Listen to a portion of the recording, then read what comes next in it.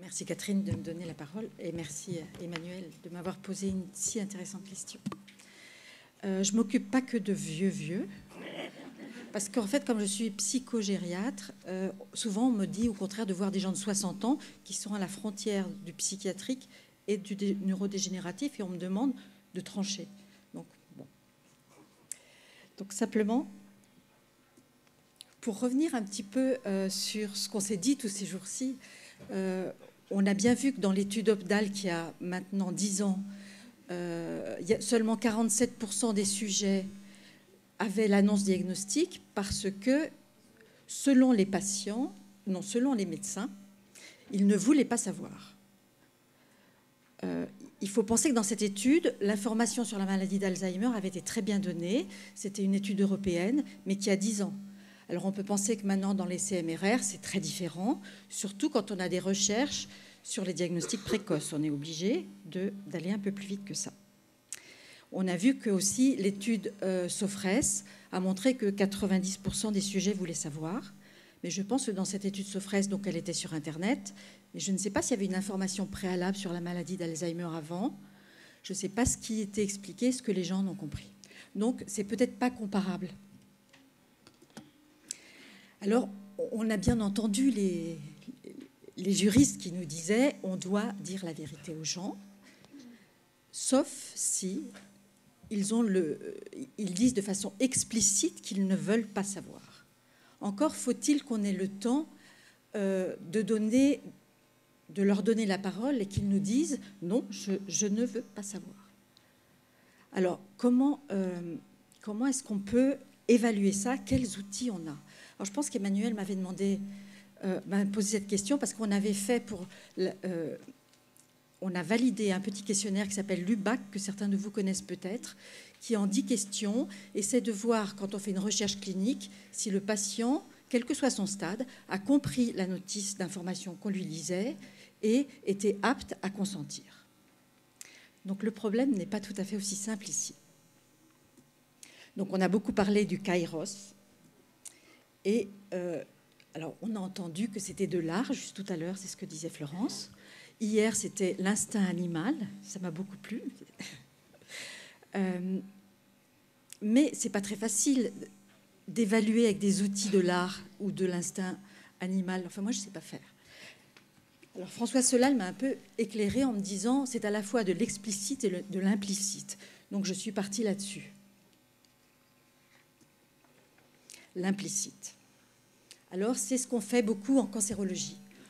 Alors, en cancérologie, au début, on le faisait quand on n'avait pas vraiment de traitement pour annoncer le diagnostic. Maintenant, on le fait parce qu'on évalue ce que les gens, l'humeur et la qualité de vie des patients avant et après traitement, puisque les traitements sont très sévères, chimiothérapie, radiothérapie, on n'en sort pas indemne. On a pendant 2 ans des troubles exécutifs, une qualité de vie altérée et une dépression marquée. Et donc, la dépression, c'est quelque chose d'important. Donc, on peut très bien utiliser la GDS, que vous connaissez sûrement, un petit questionnaire d'auto-évaluation. On peut très bien utiliser, sinon, la Raskin, qui est une petite échelle en 3 items. Moi, que j'aime bien parce qu'elle est rapide. Il y a des critères diagnostiques qui sont très fiables. La COVID pour l'anxiété. Ça, c'est mes propositions. Hein. Ça se discute. On peut utiliser, pour quantifier la plainte, l'échelle de Mackner. Elle est fiable, elle a été validée par le Greco, c'est quelque chose de costaud. On peut aussi utiliser le QPC, donc ça c'est de l'école de Saint-Étienne. On peut aussi évaluer l'apathie des patients, parce que ça a été montré comme très corrélé à l'anosognosie. Il y a l'inventaire apathie ou le NPI que vous connaissez tous. Et il faut mesurer cette anosognosie, parce que François Solal me disait, mais les patients anosognosiques, ils ne demandent rien. Quand on ne demande rien, eh bien, je ne leur explique rien. Alors, ça se discute.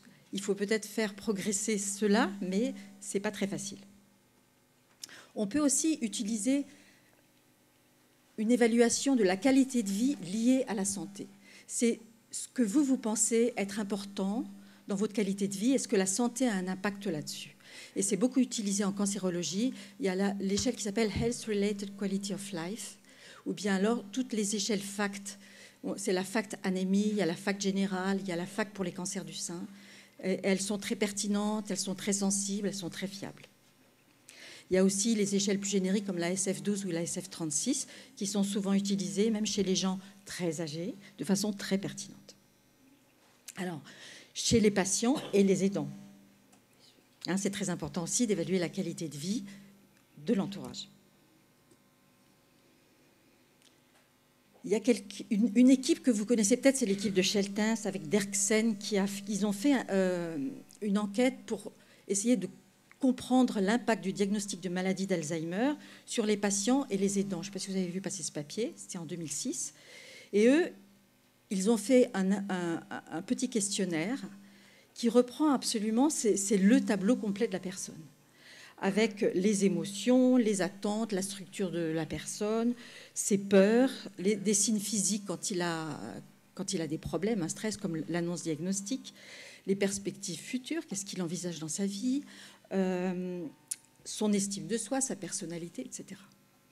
Et donc c'est fait avec ce qu'on appelle la grounded theory. Est-ce que ça vous parle, ça? C'est la théorie ancrée. C'est une théorie, une méthode qui est beaucoup utilisée en sociologie. Alors simplement, après ce questionnaire, ils ont fait le questionnaire d'Amsterdam qui évalue maintenant la qualité de vie, l'aptitude fonctionnelle dans la vie quotidienne. Alors simplement pour vous reparler de la grande théorie, c'est une théorie ancrée. Vous analysez le discours des gens, les questions, c'est ce qu'on fait de façon implicite et instinctive. Mais là, vous les enregistrez. Vous faites ensuite une analyse multifactorielle et vous en tirez les attentes et certains facteurs qui sont très sensibles.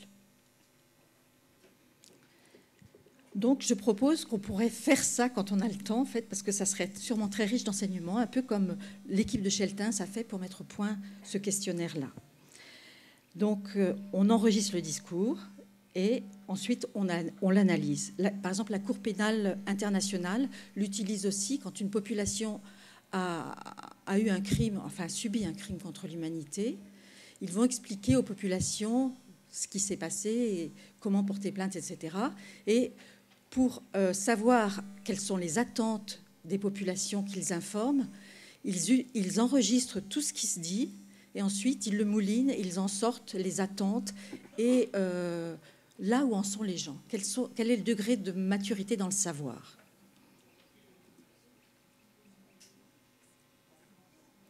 Alors non. Donc, si, je passe. Donc c'est presque la fin. On pourrait proposer, c'est un peu ma conclusion et c'est ma proposition.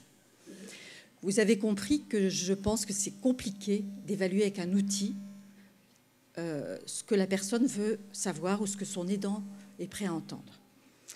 Ce que je propose, c'est d'emblée de lui demander de façon très explicite et de lui demander, après avoir fait une information très bien faite, une information que l'on pourrait vérifier et un peu comme ce qu'on appelle, vous savez, les volontés anticipées.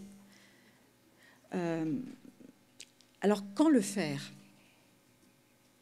Ça, c'est un petit questionnaire qu'on pourrait proposer à l'entrée de la consultation mémoire. Ça, c'est la Société du Canada sous l'égide de Serge Gauthier. Je ne sais pas si tu as vu ça, qui a sorti un petit dépliant qui dit l'importance du diagnostic précoce dans la maladie d'Alzheimer. Je le trouve très bien fait. Donc, c'est recto verso. Alors, il faudrait qu'on fasse le nôtre en France, hein, et peut-être aussi sur la DFT, etc., sur les autres pathologies, qu'on ait tous le même, qu'on ait peut-être... Alors, il faudrait quelque chose qui soit compris par tout le monde, le plus grand nombre. Donc, vous voyez, c'est recto verso. Et de l'autre côté, vous avez l'histoire d'une personne. C'est très bien fait. Vous pouvez le trouver sur Internet. Vous pouvez le trouver sur le site. On leur donnerait une information comme ça, mais dès qu'ils posent les pieds dans la salle d'attente, alors peut-être pas, peut-être qu'il ne faut pas faire comme je dis, mais que ce soit le médecin qui dise bah, vous venez là pour un problème mémoire, donc déjà vérifiez ça, ou bien vous venez pour faire un bilan. Et voilà, je vous propose ces informations-là. Et ensuite, on pourrait leur faire un petit questionnaire. Alors, peut-être pas de 10 questions, je pense que 3-4 questions suffiraient. Alors, je ne sais pas comment étaient formulées les questions lors de l'enquête nationale. Donc ça, c'est simplement pour dire que comme on ne sait pas quand la maladie commence, je préfère je préférerais vous proposer qu'on le fasse d'emblée dès que les personnes viennent consulter la première fois. Et donc, on pourrait mettre ces questions au conditionnel. Et de ce fait-là, ça dédramatise. Et on dirait, si à l'issue des bilans, aujourd'hui, dans 6 mois, dans 1 an, dans 10 ans, ou plus, vous aviez un taux élevé de biomarqueurs, est-ce que vous voudriez le savoir? Oui, non. Si, dans 6 mois, dans 1 an, vous aviez une IRM avec une atrophie des hippocampes, voudriez-vous le savoir? Oui, non. Et donc, vous les amenez tout doucement. Non, tu n'es pas d'accord. Oui, bon, on va en discuter. Donc, si finalement on était conduit à porter un diagnostic de maladie d'Alzheimer probable, même à un stade précoce, voudriez-vous le savoir de façon précoce, de façon tardive ou pas? Bon, ça se discute. Je sais, je vois des gens qui disent « Ah non, non, non ». Ce qui est intéressant, c'est qu'on va pouvoir discuter de cette proposition qui ne paraît pas faire l'unanimité. Je vous remercie.